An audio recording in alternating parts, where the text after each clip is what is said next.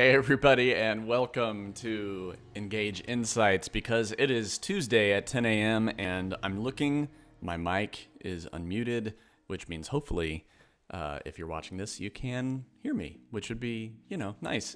Good to see everybody. Been a good week. It's beautiful outside here in the middle of the U.S., and hope it's nice where you are too. So today, happy to take any questions if anybody has any as they come in. But the main thing I wanted to discuss today is Salesforce Marketing Cloud versus Pardot. And so there's been a lot of name changes happening recently in the ecosystem, and it's honestly been a little difficult to keep up, even for those of us who do this for a living. So saying Salesforce Marketing Cloud versus Pardot is kind of saying Salesforce Marketing Cloud versus Salesforce Marketing Cloud, because now they are both part of the Salesforce Marketing Cloud naming convention. So, but for the purposes of making the conversation easier, and instead of saying Salesforce Marketing Cloud Engagement versus Salesforce Marketing Cloud Account Engagement, we're just going to use the old names, which is Pardot and Marketing Cloud, just to make it easier on everybody for now. But just so you know, it is now what used to be Exact Target, then became Marketing Cloud, then became Marketing Cloud Engagement, and then what used to be Pardot is now Salesforce Marketing Cloud Account Engagement. So that's where we're at. But I think a lot of people struggle with the differences between the two platforms, and I think the assumption generally is just that Pardot is a kind of lighter version, perhaps, of Marketing Cloud, and that it's just kind of right there in Salesforce, and so kind of the default option. I think there's some truth to that, but there's definitely a lot of nuance in it. The other quick answer that you'll get sometimes when you're discussing the two is that people will say, well, Pardot is for B2B and Salesforce Marketing Cloud is for B2C. And there's a hint of truth to that, but really I think it's more when you have a longer purchase cycle or a more considered purchase that involves more of a one-on-one, like back and forth conversation, then that might be an opportunity for Pardot. And that's not just limited to B2B, though. There are B2C situations that are like that. So that's why kind of using the shortcut of saying B2B or B2C doesn't quite cover all of your bases. But at any rate, that's what I wanted to talk through today. And I did put together, if I can make it happen here, I've got a little presentation here. And so we'll see if I can get that to work on the first try. Hey, there we go. All right, so this is just a quick little thing that we can talk through on some of the big differences between Marketing Cloud and Pardot. And then I also thought I would spend a few minutes just showcasing what the two platforms look like. It's a little easier, I think, to get your hands on a Pardot sandbox or a Pardot playground that you can kind of try out and see what it looks like if you haven't purchased it yet, even if just for training purposes. But on the Marketing Cloud side, there's, as far as I know, there's not really a good solution to that. I just was on a podcast just the other day with Sarah from Technopath, and that was one of the things that she brought up, that Marketing Cloud doesn't really have a good way for people to get in and start training beyond just trailheads. Trailheads and the Trailblazer community are great places to learn. There's just not there's not an easy way to get a demo environment like you can with Salesforce. So I'll spend just a few minutes walking through that as well. So let's start first with why you might want Marketing Cloud. And I think the main reason that you might want Marketing Cloud is because Marketing Cloud is it can kind of do most anything. And so one of the big reasons for it is multi-channel abilities and being able to automate those things as well. So I've got listed here on the screen email, which of course it does and does very, very well. SMS, which it also does.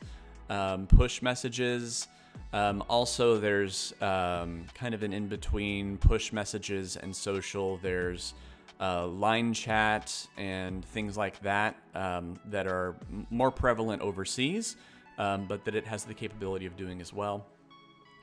And then the last couple there, I've got asterisks next to, which I'll explain. So social is on there. So Salesforce has sunset their Social Studio product, which used to be Radian 6 back in the day. And that product, they weren't really putting a lot of resources into it, it seemed like. So they've let that one go. They have then partnered with Sprout Social. And Sprout Social is not a Salesforce product, but they do have integrations into Sales and Service Cloud, and there are ways to tap into it via Salesforce Marketing Cloud as well. So that's why social has an asterisk. It's not built in as a first-party solution anymore, but there are partnerships available through a variety of other services. The preferred one and their official partner is Sprout Social. And then I have direct mail in here too, because the platform is so, I have there as my last bullet point that it's highly configurable.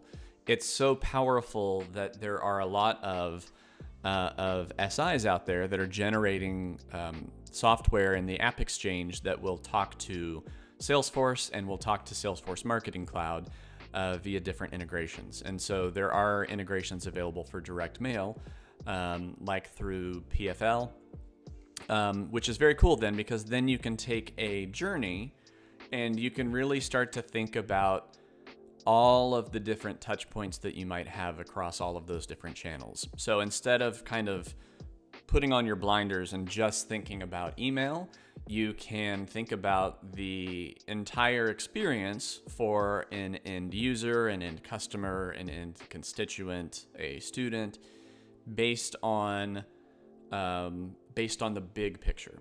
And so that's a pretty cool thing that is really difficult to do in just about any other platform that I'm aware of. So that's a really, really, really nice thing. If you want to do anything multi-channel, omni-channel, Marketing Cloud is a really great solution. The other thing I want to point out here is that Marketing Cloud actually doesn't need a CRM. And it doesn't have to use Salesforce either, which I think comes as a surprise to a lot of people, because Salesforce has put a lot of time and effort and money into building out the frameworks and even the marketing speak for Customer 360 and the Salesforce ecosystem and cross clouds and so on and so forth, that I think the assumption is that it can only work that way. And in fact, a majority of the implementations that I've done over the last decade for Salesforce Marketing Cloud actually did not use Salesforce as the CRM, and in fact would use any of a variety of other CRMs out there, or data lakes, data warehouses, things like that, where they can, get the data together, and then Marketing Cloud can ingest whatever data it needs. So we've done integrations to Omniture is one. Of course, and now I don't have a list in front of me, and I'm going to blank on it. But there have been a lot of different integrations, and effectively any system that can generate data files you can integrate into Marketing Cloud, which is pretty great. And the reason is because Salesforce Marketing Cloud does not have an out-of-the-box data structure, really. So whatever data structure you're using currently, you can adapt that to work within Marketing Cloud. And in fact, how if you have Sales Cloud or Service Cloud, there's kind of a default object structure for those systems. And then that's why Marketing Cloud can work with it, because it can use whatever structure you want. The downside to that, of course, is that then you have to build that structure. And so that's, I think, a hurdle for people. And that's why there's a pretty rich partner ecosystem out there, is to help figure out what that data model should look like, and then to build that data model in such a way that it's sustainable and will work over time. So I think I covered at least the bullet points I have here on the screen. At the end of the day, Marketing Cloud can do kind of whatever you want it to do, which is one of the great things about it. But it's also a reason why choosing a partner is really, really important, because different partners have different views on how the data should look and function. Of course, at Engage Evolution, we're very concerned about the end user experience. We're concerned about how easy is this thing going to be for your everyday marketing or business user going to be to use. And we start with looking at that customer experience first, and then working our way back to the data and back to the technical structures behind the scenes. Because at the end of the day, we have to be able to use it, and it has to be easy to use, or people will keep using Outlook or Gmail or whatever for outbound marketing. And that's what we want to make sure we're not doing. All right, so let's move to Pardot, at least from the big picture.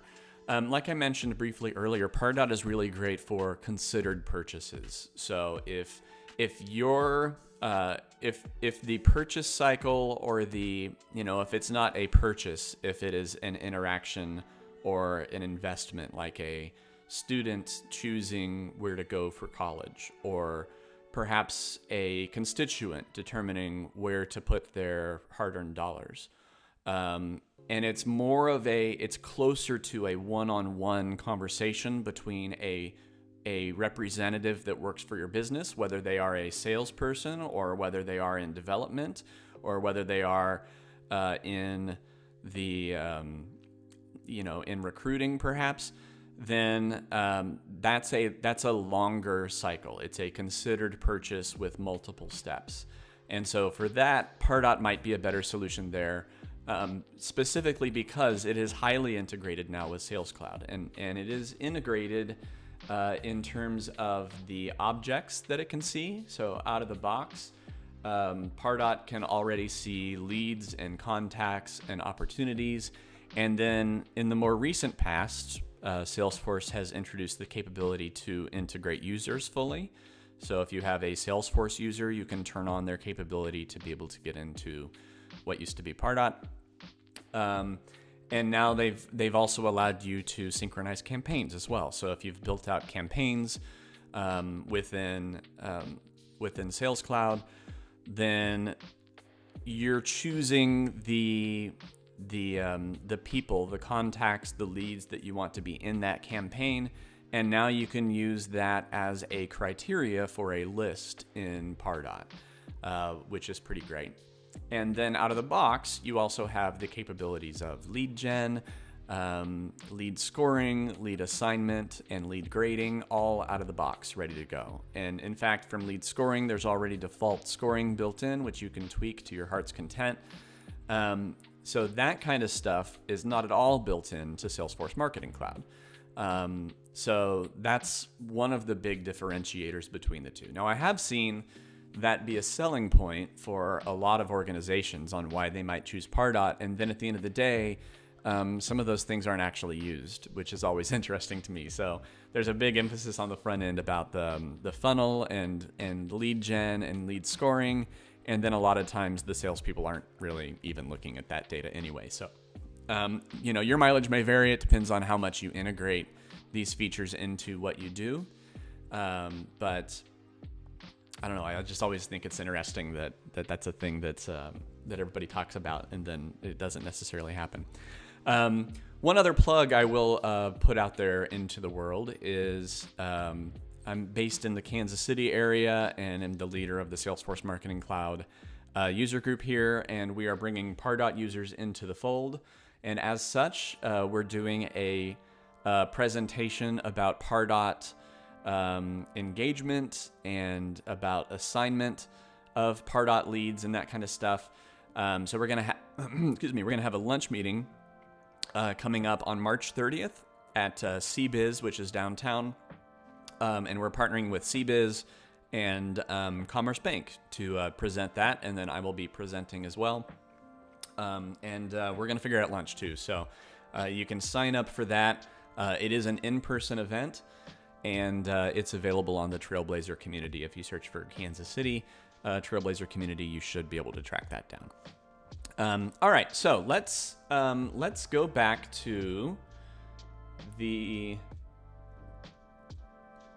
main scene here for a second. And so what I'm going to do now is just give you a brief walkthrough of what it looks like to be in Salesforce Marketing Cloud. So let's do that here first. And so this is what it looks like when you log into Salesforce Marketing Cloud. It's very bright and colorful. You've got all the options across the top. You have some journey templates taking over most of your page here. Then some news and some other information down below. Most people spend half a second on this page until they get to the things that they are trying to get to, which are all down here. So you've got email studio, mobile studios, where all that SMS push kind of stuff comes. There's social studio, which I mentioned as being sunset. Advertising is a capability of Marketing Cloud in terms of building audiences and then synchronizing those audiences with different social platforms, which is actually pretty cool bang for the buck, I think there. I think it's underutilized. Web Studio is where you get cloud pages, which is basically like a little microsite, little websites you can create for landing pages or for preference centers, profile centers, interest pages, surveys. I don't know, any kind of website that you might want to create, you can build and host those directly from within Marketing Cloud. So we won't go through all the rest of them now, but I'm going to hop right to email. And so when you are opening for the first time, this is what you get. I mean, there's nothing in here at all. It's a blank canvas ready for you to create. But if you've not seen this before, it's a little bit overwhelming just because there's not a lot of direction on where to go and what to do. So if I go over here to content, content builder is the area where you can create all kinds of things like email messages and templates. And those templates and email messages can contain content blocks, which can have all kinds of different stuff in them. And so if I'm going to build an email message, I do have in here the option to have templates, or I can just do paste HTML. I've got lots of options. As far as templates go, there's some kind of basic empty ones here. There's some themed ones here with some color. A lot of people will utilize other third-party services as well for this, and Pardot and other ESPs.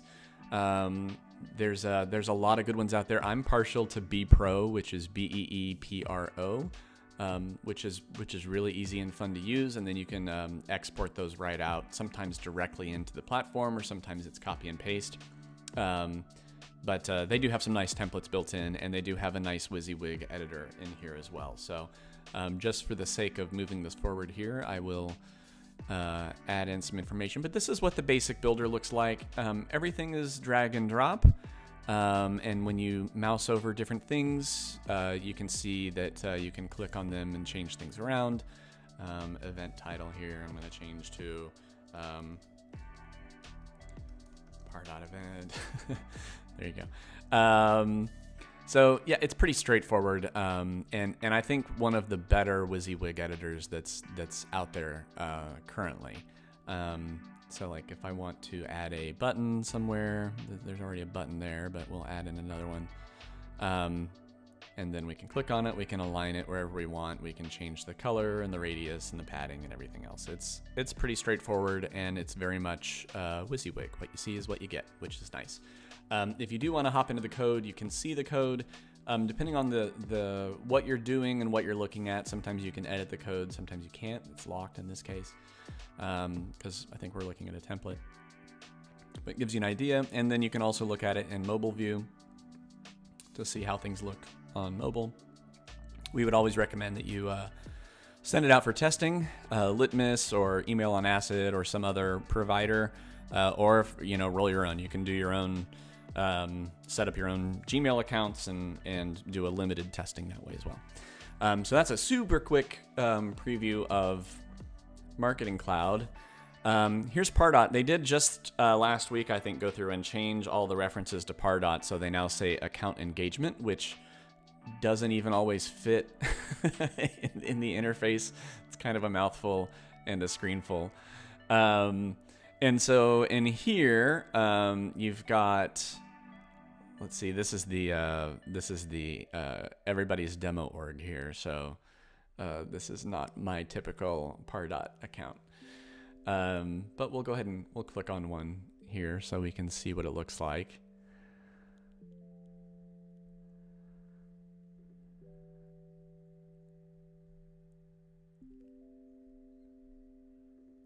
Let's look at a template.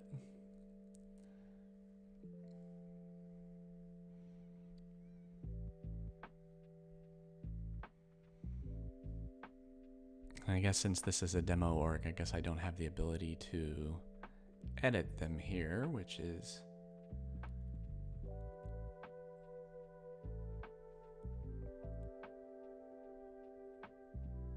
there we go. All right, so this is now set up in the new Lightning email builder, which is making good progress. It still is not where you see here you have just like 4 options on buttons to put in. It's very, very basic compared to what we just looked at here, where you have all kinds of options and it's kind of a little more fleshed out. This looks much more like a wireframe builder almost. It is still drag and drop, so you can still get in and edit these the same way that you would in some other WYSIWYG editors, but it's limited both in terms of functionality and it's limited as well in terms of the support within Pardot as well. All of the things that you build in this new Lightning builder are not supported yet in Pardot. So you still kind of have to use a combination of the Lightning builder and the classic builder, which is a little more fully featured, but also it's not really drag and drop. It's kind of you click on something and then you can edit it. So hard to cover too much within a like 15-20 minute overview, but hopefully that is enough to at least give you a sense of what you're looking at, what you're getting into with Salesforce Marketing Cloud versus Pardot. I would also say, if you have questions and you're not quite sure, there are a couple of things that are kind of, if you want that thing, then that makes the decision very clear. So one of the things that I've seen on the account engagement or the Pardot side is if you have very specific data that lives in specific places in Salesforce and you want to be able to reference that data as a merge tag, or like a mail merge, or if you want to use it for criteria for a list and that kind of stuff, there are situations like that one where you might have to use a tool like Marketing Cloud versus Pardot. So there's some higher level, more complex stuff that can help you to make a decision for which system might make the most sense depending on what you want to do. So that's a very brief primer, but I hope that is food for thought. And we do offer free consultations. If that is something that you're interested in, that's available on the website at engageevolution.com. Otherwise, yeah, I hope that is helpful. And I will see you again next week, Tuesday at 10 a.m. Central for the next episode of Engage Insights. So thanks everybody for joining. And I guess we'll see you next time.